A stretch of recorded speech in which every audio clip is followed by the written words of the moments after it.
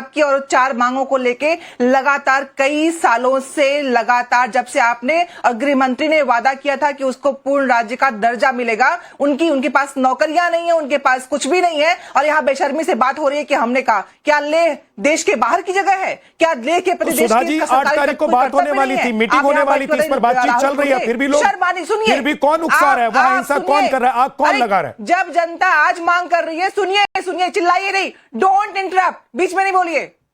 मैं सवाल पूछूंगा ना आपसे, बोलना शुरू नहीं, आपको मिर्ची लगनी शुरू हो गई। सुधा मिश्रा, अगर आप नहीं सवाल नहीं, आप जानबूझ के इंटरप्ट कर रहे हैं। बात कह रही हैं तो सुनिए सुधा मिश्रा जी, सुनिए मेरी बात से आप लोग बोल रहे हैं। सुनिए सुधा मिश्रा जी, राहुल गांधी ने क्या ट्वीट किया था, क्या पोस्ट किया था? आप लोग भड़का रही है लोगों को।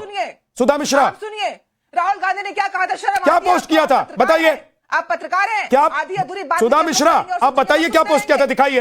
उन्होंने राहुल गांधी ने क्या पोस्ट किया था? इस देश के लोग, सुधा मिश्रा नहीं, ये देखिए मैं दिखा रहा हूं। राहुल गांधी ने कहा था इस देश के लोगों की बातों को सुना जाए, ठीक है ना? दिखाइए नहीं, आप पहले मेरी बात सुनिए, अगर बुलाते हैं तो सुनने की हिम्मत रखा करिए। 4 मांगों को लेकर मिश्रा, अगर आप कुछ बोल रही हैं तो उसके पीछे तथ्य भी होना चाहिए, लॉजिक भी होना चाहिए। सिर्फ आती है तो बैठकर चली जाएंगी, ऐसा नहीं चलता है। आपको तथ्य सारे हैं, कहां है तथ्य? दिखा रहा हूं मैं तथ्य, सारे हैं, मैं दिखा रहा हूं मैडम तथ्य। सुधा जी मैं तथ्य दिखा रहा हूं, एहसान पे नहीं, सुन लीजिए, देखिए सुनिए, देखिए आंख खोलकर कि आप लोग देश में कैसे हिंसा करना चाहती हैं, आग लगाना चाहती हैं। सच से आप लोग डर जाते हैं। अपने 4 सूत्रीय मांग सुन लीजिए, पहले मेरे बोलने दीजिए, फिर दिखाइएगा। 4 सूत्रीय मांग को लेके लोग आए थे, और वो मांगे किससे थी? जो वादे किए गए थे। और ये जो कह रही हैं पत्थर फेंके गए भाजपा कार्यालय से, और ये झूठ बोल के यहाँ पे लोगों को, दर्शकों को बरगला रही हैं। सोशल मीडिया पे सब कुछ तथ्य मौजूद है। आपके आधे अधूरे बयानों से दर्शक उलझने वाले नहीं है। हमारा देश नेपाल श्रीलंका में नहीं है, लेह श्रीलंका नेपाल में नहीं है। इस देश के लोगों की जरूरत है। उत्तराखंड के बच्चे अगर विद्रोह कर रहे हैं तो आपके पेपर लीक क्यों नहीं कर रहे हैं? अगर लेह के बच्चे वहां पे खड़े हैं तो अपने अधिकारों के लिए, नौकरियों के लिए खड़े हैं, और आप लोग को शर्म नहीं आती कहते हुए? कांग्रेस जिम्मेदार है, सरकार आपकी। आप लोगों को तो शर्म तब भी आनी चाहिए थी सुधा मिश्रा जी, जब आप लोग नेपाल को और भारत को कंपेयर कर रहे थे। आप लोग जब कंपेयर कर रही थी ना कि नेपाल जैसे हालात यहाँ ना हो जाए, तो शर्म आप लोगों को आनी चाहिए थी कि हिंदुस्तान से नेपाल सीखता है, और नेपाल से हिंदुस्तान में कुछ हो जाएगा, ऐसा संभव नहीं है। लेकिन आप लोग हिंसा को भड़काने की कोशिश में क्या क्या कर जा रही हैं, आप लोग अपनी बातों को रखने की कोशिश में क्या क्या कर जा रही हैं। हिंसा भड़क जा रही है, बीजेपी कह रही है, और आप लोग कह रही है कि शर्म आनी चाहिए। बोल के बीच में इंटरप्ट करते हैं। राधिका खेड़ा बोलती रही, आपकी हिम्मत नहीं हुई। ठीक है मैडम, ठीक है ना, ऐसा लगता है आपको भी टाइम दिया है, सिर्फ बदतमीजी करने आई है तो कोई फायदा नहीं, रुक जाइए।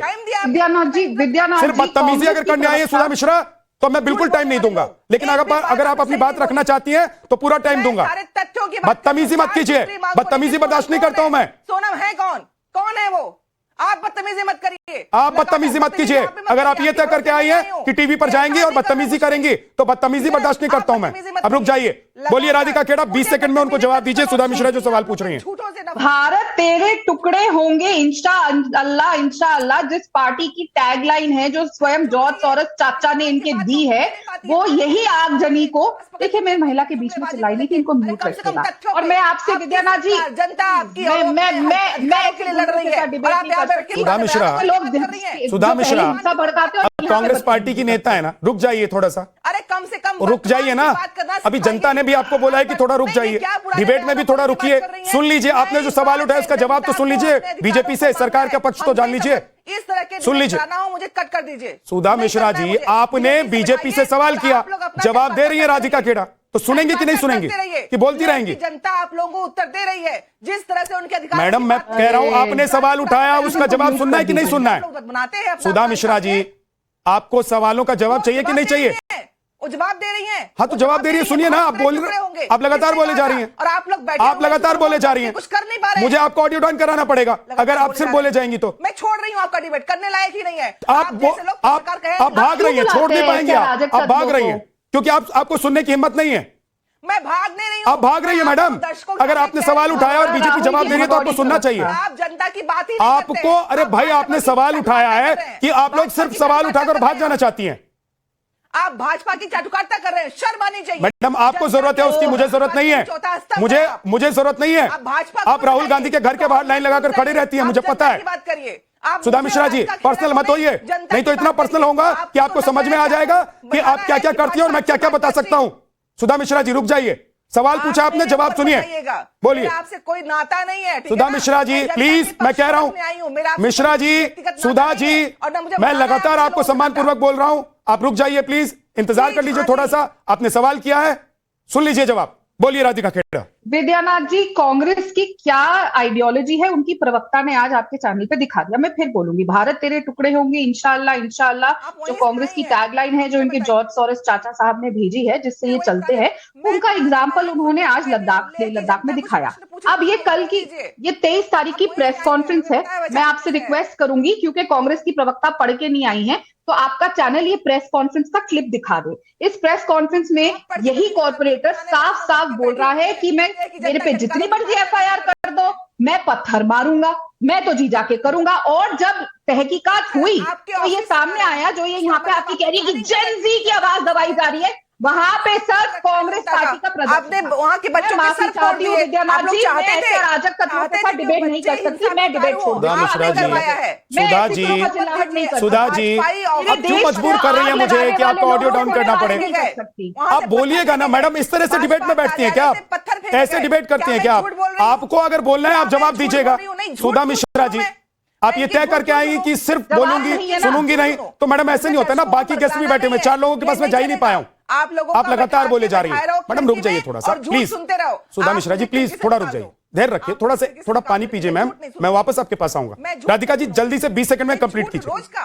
मैं आपके माध्यम से राहुल गांधी और उनके छर्रों को एक क्लियर मैसेज दे दूं, ये भारत वर्ष है, भारत में ना कोई ऐसे अराजक तत्वों की जगह है, और ना ही कोई हमारे संविधान को चीर सकता है, और ना ही कोई यहाँ हिंसा भड़का सकता है। ये लोग जितनी, सॉरी विद्यानाथ, सुधा जी के ऑडियो को डाउन कर दीजिए, सुधा जी के ऑडियो को डाउन कर दीजिए। जब मैं सवाल लेकर उनके पास जाऊंगा या उनको कुछ बोलना होगा तो उनका ऑडियो आप कीजिएगा, बोलिए। धन्यवाद।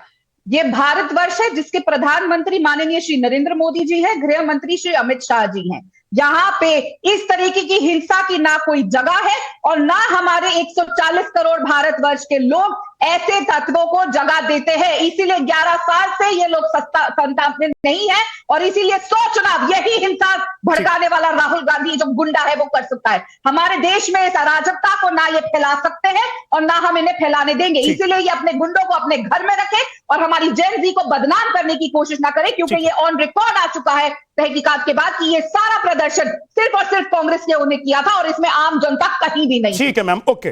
किशोर जी, अगर इसमें जेंजी नहीं है तो आप लोग जेंजी बार बार क्यों कर रहे हैं? नहीं, थोड़ा गंभीरता बना लीजिए। यह